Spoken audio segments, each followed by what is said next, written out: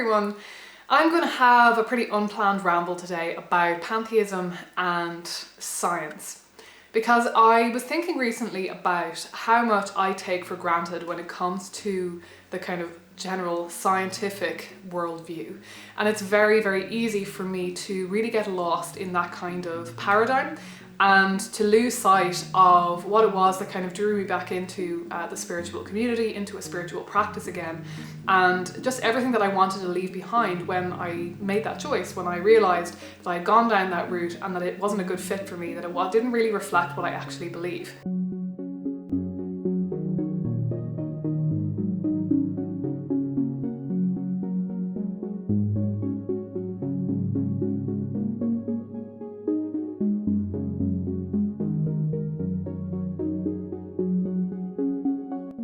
I think we all tend to have one kind of major worldview or set of beliefs and assumptions that we kind of have as our underlying default, in terms of just if we are a little bit lax with thinking about things and philosophizing about things and reading new concepts and kind of exercising our mind in that way, that we will kind of fall back into a particular kind of way of belief. That can change over time, but I definitely do think that it gets relatively set by, you know, your upbringing and your education and so on. And for me, during my childhood, that was roughly speaking a sort of Christian-ish kind of context.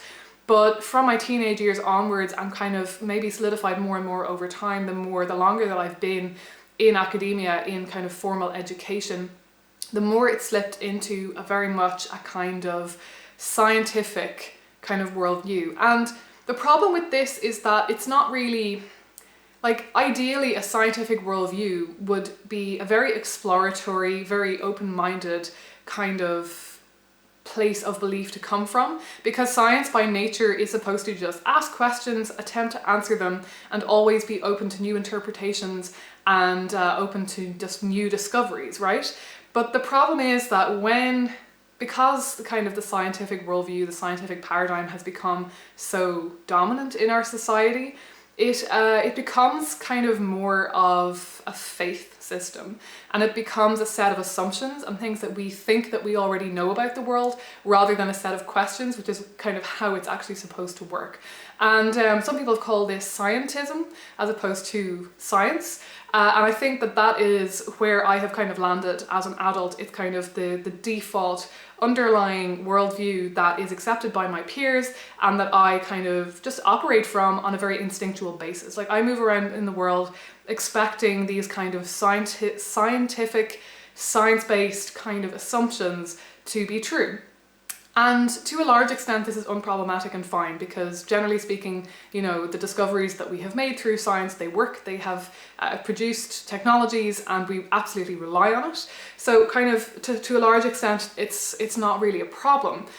Where the problem lies is that actually a kind of scientific worldview, it actually makes a lot of assumptions that are not necessarily true, that have no real basis in fact, and that we actually have no evidence for. So there are kind of large areas of existence, there are large areas of reality that science has not explained and that science struggles to explain. And there are scientists out there who dismiss those kind of mysteries. They dismiss those things as being sort of, oh yeah, we kind of understand what they are, and we just need to kind of iron out the details, but everything we know about the world, as in, you know, this material world, will eventually explain those things. So, you know, things like consciousness and how life came about and things like that. So unfortunately, I tend to slip into this very kind of materialistic understanding of the world as a default, an understanding of the world as being only made of material matter, and that ultimately it can all be explained by science. And at the end of the day, I think that this is kind of a lazy assumption on my part. And I'm wanting to go back to reading more popular science and expanding my horizons with what I actually understand science to be, in order to kind of shake that up a bit, because I think the complacency occurs when I'm not actually thinking about science and it becomes this sort of enshrined concept in my mind. It becomes this kind of perfected worldview that already has all the answers, and like I say, that's not actually true at all. So the way that this intersects with my pantheism, I feel like of all the pantheists that I've encountered online in this kind of, alternative spiritual realm, I feel like there's kind of two types. There are the pantheists who are more kind of dualistic and tend to be a bit more mystical in their interpretation of the world. And then there are the pantheists who are monists, who tend to be a bit more scientific in their understanding of the world. And at some point along the line, I came to this conclusion that dualism was bad and monism was good. And not only in a kind of science is better than mysticism kind of understanding of things, but actually in this kind of understanding that floats around in the pagan community that dualism is inherently Christian and that it suggests that the world is not sacred. That can be true, and certainly the history of dualism in philosophy is tending in that direction, or it can lead people to that conclusion. This sort of understanding of the earth and as humans and kind of physical matter as being inherently unsacred, and that everything that is not matter, that is not material, and that is spiritual, so God and the soul, that is sacred. And that's really just one interpretation of dualism. Now, I'm not saying that I'm going to magically become a dualist, but I think that I got myself a little bit too bogged down in the idea of monism and the idea that everything has to be of one substance. It kind of became a dogma that I attached myself to because I felt like both on a spiritual level and on a scientific level that it made more sense. But I made that decision without really it being based on any evidence particularly, and without really thinking it through. And I think really without asking myself serious questions about whether it's actually true that I am a monist, and if I'm most convinced by that kind of philosophy or by that kind of theology. I think what I want to do for now is to return to a kind of scientific pantheism that withholds itself from any dogma, that avoids latching onto dogma, that avoids maybe making any hard and fast decisions about the nature of reality. And instead I want to be able to explore various different possible concepts of reality, and many that are largely science-based actually. Like, it's not that I want to move away from science towards kind of purely spiritual, mystical understandings of reality. I think I kind of want to just give myself the opportunity to re-explore, I suppose, to explore various different concepts from various different ways of thought again, and kind of re-engage with that part of myself that is curious and that is open-minded about reality, and to start giving myself alternate contexts in which to kind of interpret my spiritual experiences. So I've started reading a book, and then hopefully I will actually make another video about it once I've finished it. I started reading Rupert Sheldrake's The Science Delusion, which is kind of an answer to Dawkins' The God Delusion in a way, well, with the title. And it explores this idea that science is based, or the scientific worldview, that scientific dogma is based on a set of assumptions rather than it actually, holding itself up to that core and central aspect of science, which should be always being open to new possibilities and to asking questions rather than holding any assumptions. And so far I'm really enjoying it. I know that Rupert Sheldrake has kind of got a bit of a mixed reputation, and I'll be curious to see what I make of this book as I read it, and also maybe to read reviews and read any responses to it that I can find. But that's just an example of something that I would like to read that is not a religious book, it's not an overtly spiritual book, it's not necessarily a strictly scientific book either, but it's kind of in that realm. It's in that realm of talking about the philosophy of science and so on. And I really want to start opening myself up to the reality that I do come from this kind of scientific worldview background, and that doesn't have to be a bad thing. It doesn't have to be something that I am spiritual in spite of, is what I'm trying to say.